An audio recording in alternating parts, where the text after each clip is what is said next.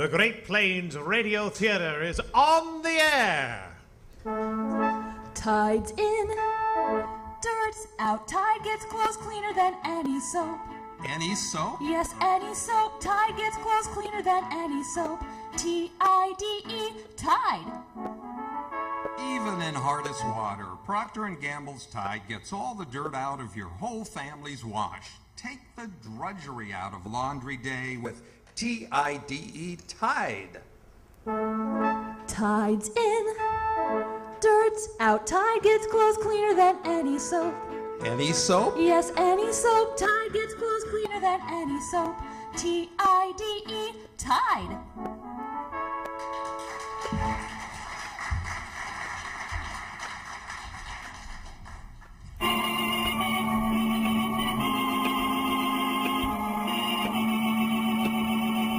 And now, the Great Plains Radio Theater Project presents Grand Central Station's traditional Christmas play, A Miracle for Christmas, written by Jay Bennett and first aired on the CBS radio network on Christmas Eve, 1949.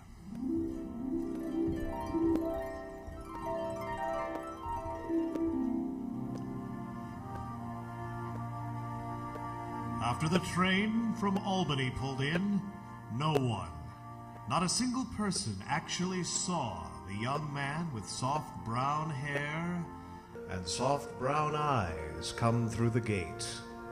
Still unseen, he walks the length of the great waiting room, now strangely tranquil as travel ebbs on Christmas Eve. Quietly he goes out the door, down the street, and up the broad marble stairs of the hospital. When the girl at the switchboard turns to him, What can I do for you, sir? without saying a word, he gives her a card. She's startled by the name on it and instantly announces him to the hospital superintendent. Dr. Mason is here to see you. Mason? Dr. Mason, who applied for an internship? Yes, Dr. Garrett, it is Dr. Mason from Albany. But that's impossible. Shall I ask him about the telegram? No. I'll do it. Send him in, please. Yes, sir. Dr. Garrett will see you, sir. First door to the left.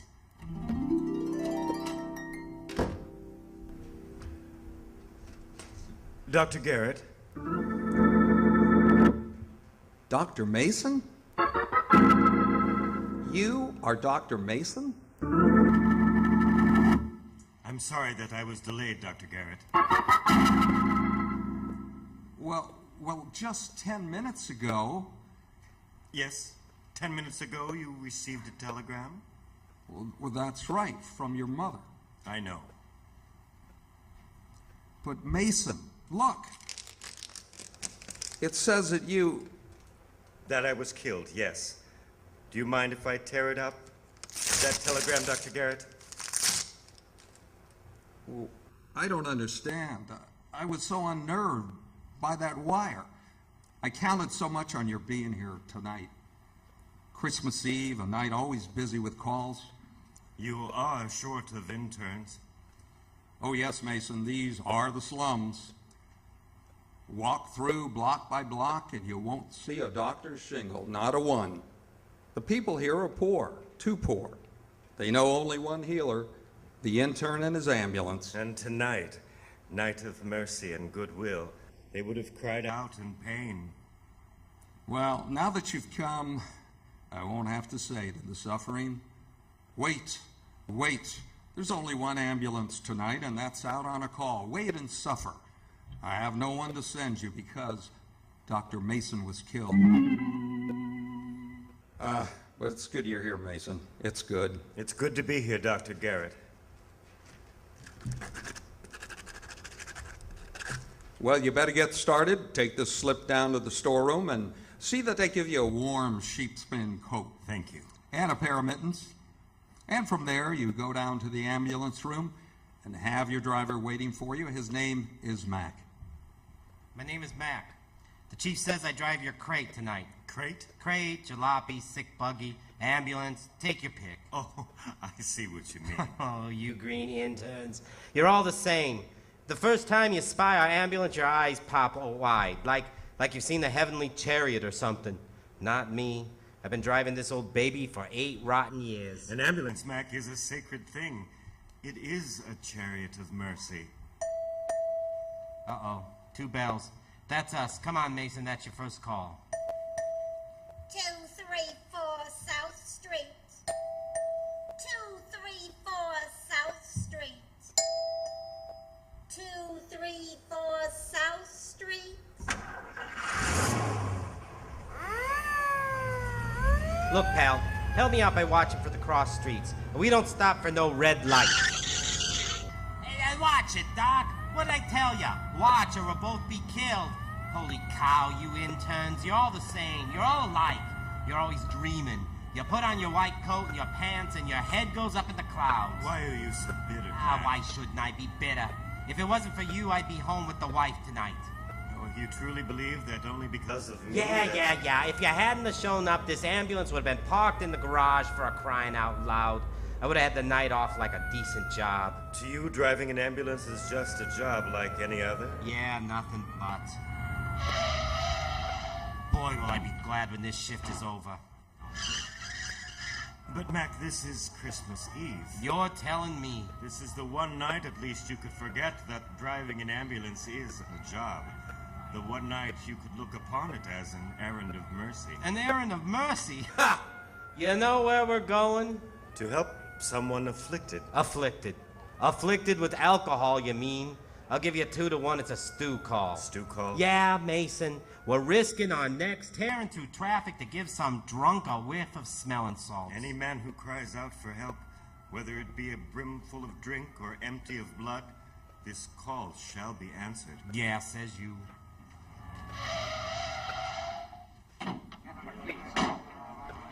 Come on, Mason, make it snappy. We ain't got all night. What'd I tell ya? A no good drunk. Here's your bag, Doc. Thank you, Mac. I won't need it. But he's out cold, Mason. Come on, give him a whiff of the stuff. 1 whiff, we blow. Quiet, Mac. Come now. Open your eyes, sir. He called the drunk, sir. Here, Mason, here's your spirit of ammonia. I'll put it under his nose. Yeah, that always makes him wake up. Quiet, Mac. Please, sir, open your eyes. That's right. You just talk pretty to him, and he'll open his eyes. Where am I? Why is everyone laughing at me? What's the matter? Nothing. Just put your arm around my shoulder. That's it. There we go. Now, let me help you to stand up straight. There, now. Feel better? Well, suddenly I feel all right. I feel fine. My head, it's so clear. Of course. All you needed was to stand on your own 2 feet, to be strong, to be of good cheer. Gosh, Doc, that's sure wonderful medicine you gimme. Mason, what kind of gag you pulling here? He didn't give you no medicine. What's the matter with you? You get sauced on a beer and you lay down on the street like you're out cold and you waste an ambulance on you. I got half a mind to take a poke at you. That'll be enough, Mac. Tell me, sir, what is your name? Ooh, well, if it's all the same to you... Come on, give me your name. He's got to make out his report. It's Peter Langston, Doctor. Peter, you won't lose faith again. You will stand up self-reliant. You will face life Courageously and with new hope. Come on, Mason, we ain't got all night. I got to get going. Doc! Yes, Peter. Merry Christmas to you, Doc. Thank you, sir.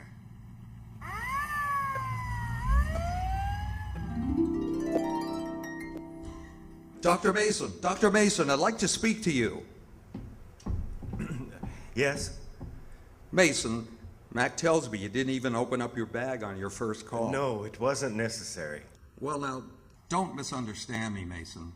I can't begin to tell you how thankful I am that you're here with us this evening, But from now on, I'm not to use suggestion? or whatever it was you did use. Please follow standard medical practices in treating your cases. You're not offended? Of course not. Well, that's fine, Dr. Mason. Well, that's your call again. 19th and Water Street, 3rd floor. 19th and Water Street, 3rd floor. 19th and Water Street, 3rd floor. Well, Mac, you seem to be good at guessing. You were right last time. What sort of call is this one going to be? There's no guessing. It's experience. This time it's no drunk. Oh, what do you think it is? A birth. Maybe a death. Christmas Eve. And someone will live or die. It's better that one should live on Christmas Eve, Mac. Let it be a birth we're going to. Oh, makes no difference to me, Doc. A birth or a death, I just drive. How long have you been doing it, Mac? Huh? Oh, like I told you. 8 rotten years, that's how long. What you call 8 rotten years were truly 8 glorious years, filled with service to your fellow man. Cut the chatter, Mason. This is it. Number 19, brick house upstairs. Come on, make it snappy. 3rd floor rear. Doctor, here. Hurry up. Yeah, keep your shirt on. We're coming. Hurry, please, doctor. Tears on Christmas Eve, young man. I'm afraid you're too late. Uh-huh. You thought it was a birth? You're wrong, Mason. It sure looks like it. Wait, Mac. Don't say it. Oh. No, perhaps we're not too late. Tell me, how's the mother? Oh, she's all right. But our baby, Yes, your baby. crippled. Terribly crippled. We prayed for our child to be born on Christmas Eve. We were going to be so happy tonight. Oh, come now, come. No tears. Not on Christmas Eve. I'll take a look at the baby. Just wait here.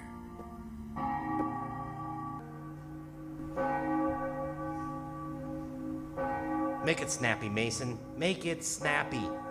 Dr. Garrett gets nervous when all the ambulances are out. Oh, it's only 9 o'clock.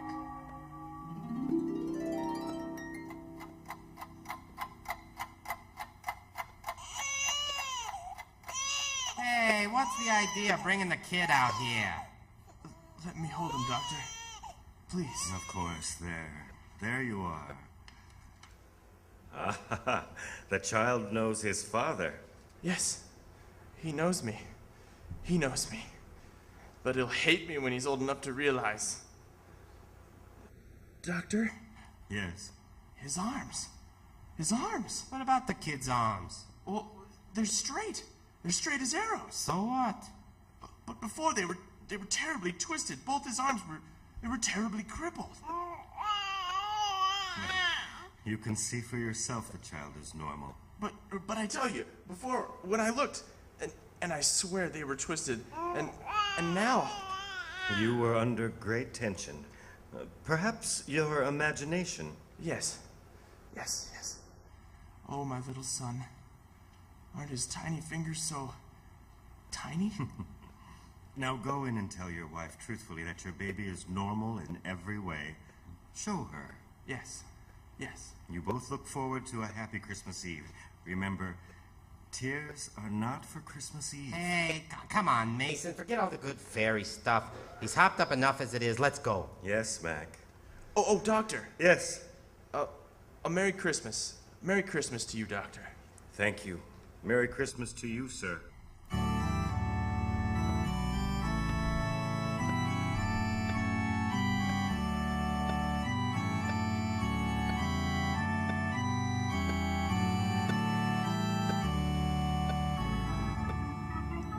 Mason!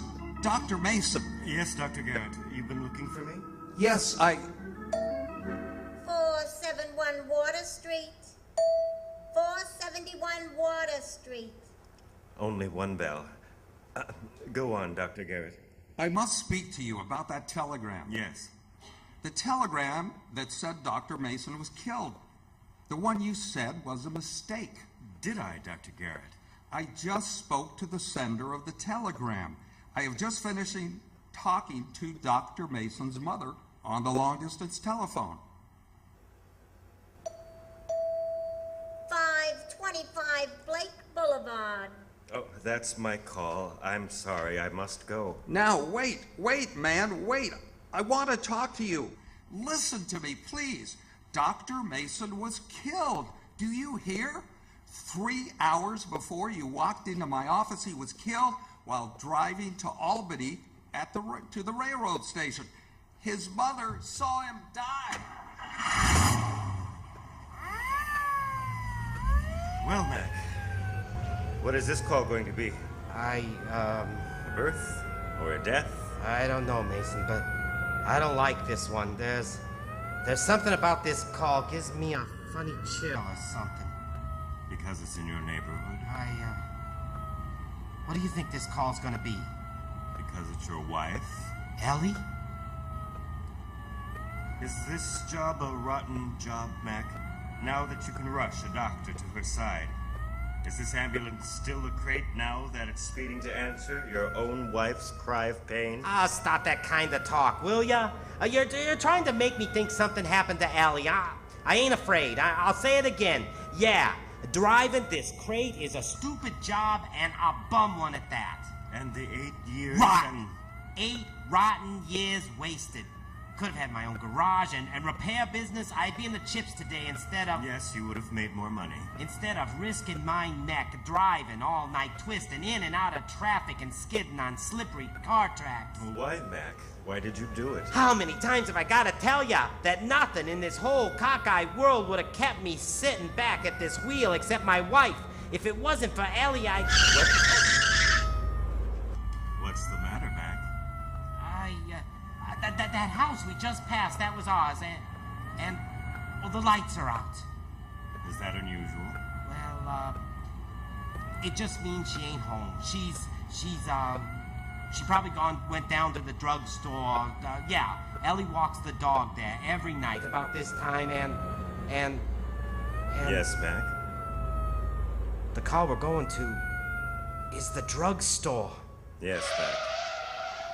Mason, if you got a hunch what this is, you tell me what it is. It's not a birth, Mac. Hey, let me through. Let me through. Ellie, oh, it's Ellie Mason. Do something. You gotta do something, please, please. We'll take her to the hospital, Mac. 812 East River Road. 812 East River Road. 812 East River Road. Now let's get ready. The next call will be ours. Get ready. Yes, you heard. The other ambulance just went out.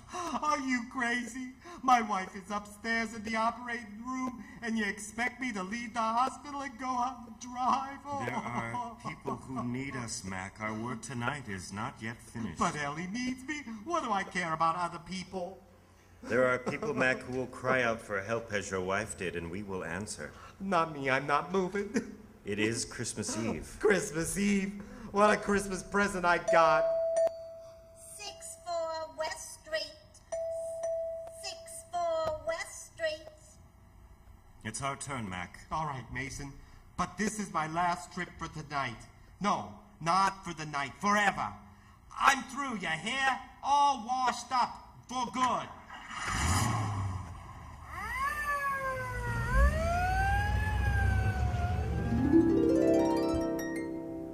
Oh, no. No. I'm terribly sorry, Mac. We did the best that we could. Dying? Ellie's dying. She asked for you, Mac, just once, while you were out on the West Street call. And then she lapsed into a coma. Ellie? Oh, there isn't a chance, Dr. Garrett. I doubt it. Well, I'm out with the crate. My wife calls for me, and now she's unconscious. Think of others, he said, because it's Christmas Eve. What are you going to say now, Mason? You took her from here. You made me go out and drive that rotten ambulance while she... You went to help others, to bring aid to the suffering. Oh, a lot of consolation, that is. Remember how that old woman blessed you with tears in her eyes. Oh, I can't think of nothing but Ellie's going. You with your big ideas, your fine speeches. What do you know about sorrow and suffering? All that there is to know, my son. Just now, when you said that, for a second you got old. You looked like you were 1,000 years old. Oh, God, I must be seeing things on account of Elias leaving me. And I'm crazy with grief and sorrow. Grief and sorrow for you. Yet, how much do you relieve others of that pain? It's funny, Mason, but Yes, Mac. when you said those words, I thought of my 8 years. The 8 rotten years, and they didn't seem so bad. Not anymore. Now I kind of like them. Sorrow, work of repentance. You should, Mac. You should glory in them. 8 years of bringing the healer to the suffering. 8 years of rushing the torn and the smashed to the hands of the mender. Your words, they just take the pain right out of me. They just draw it out. Now that your work for tonight is finished, Mac, I will walk home with you. Go home? While Ellie is... Oh, no. Yes. Okay. If you say so, Mason. But for the life of me, I don't know why I take your word. Oh, what a break. What a rotten break I got on Christmas Eve. You love her a great deal, don't you? Yes. Soon it will be midnight. A Merry Christmas. How did she greet you each night when you returned from your driving? How did Ellie greet me? Why do you ask me that, Mason? Tell me, Mac. I want you to say it. Well, she... Tell me. Well, she was like a happy, anxious kid. She'd go out and put on the porch light, even if the weather was terrible. Oh, I used to bawl her out, tell her she'd catch pneumonia. But she always put on the porch light, and she'd stand outside there, waiting Waiting for her shining knight returning from his errands of mercy. As soon as she'd see me coming round the next corner, she'd call to me. And now, will you continue your driving? Oh, yes. I'm sticking to it, Mason. Even though Ellie won't be around, I'm sticking. This is your corner. Yeah. Look to your house, my son. The light. The porch light is on.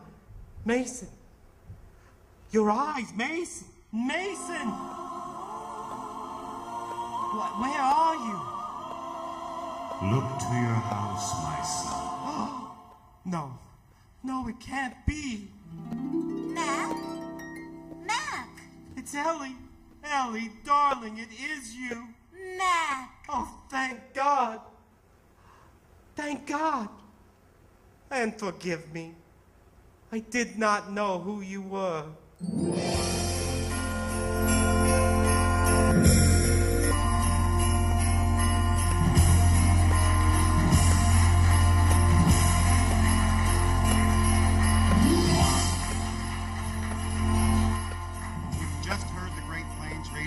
Project presentation of A Miracle for Christmas, Grand Central Station's traditional Christmas drama, written by Jay Bennett. Our cast included Michael Scaff as Mac, Chris Gall as Dr. Mason, Ralph Swain as Dr. Garrett, Kathy Fouch as the hospital woman, Tim Black as the drunk, Nordy Vereen as the man with the newborn, Karen Sawensky as Ellie in the hospital emergency voice, and Paul Guggenheimer as our narrator, and who also directed the program. The acoustical sound effects were supplied by Ralph Swain, and our sound effects technician was Brian Ross. My name is Tom Jones. Thank you for listening.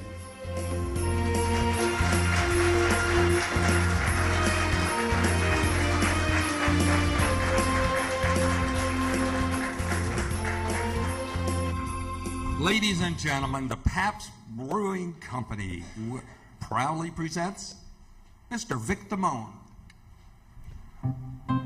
Know the real joy of good living. Move up to quality, move up to Schlitz. Know the real joy quality. Move up to Schlitz, refreshing Schlitz, the world's best-selling beer at any price you pay. One of the finest things in life everyone should enjoy today. Know the real joy of good living. Move up to quality, move up to Schlitz. Know the real joy of good living. Move up to quality, move up to Schlitz. The hard-working folks at the Pabst Brewing Company wish you and yours a very joyous Christmas.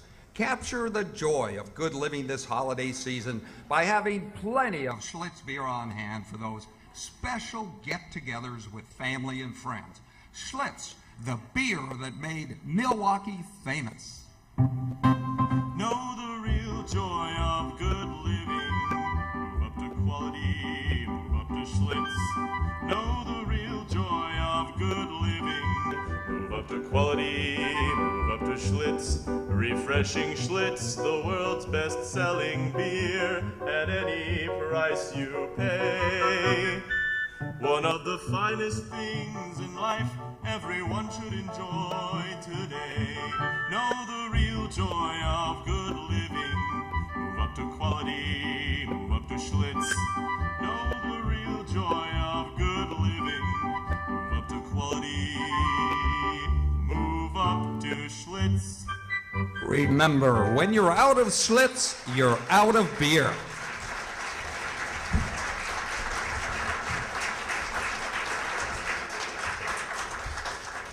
This is GPR, the Great Plains Radio Theater Network. And we're clear. Thank you. You've been a wonderful audience. Give yourselves a big round of applause.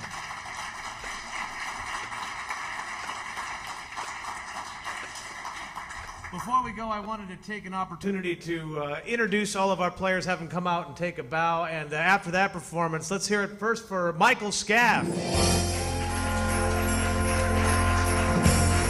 Christopher Gall.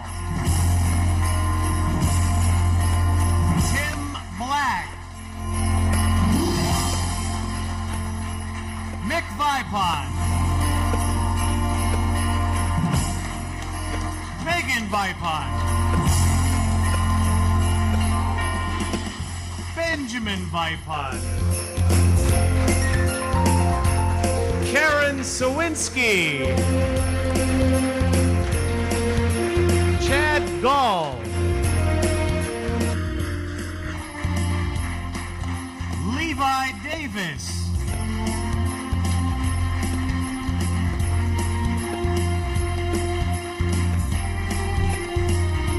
Tanya Whaler.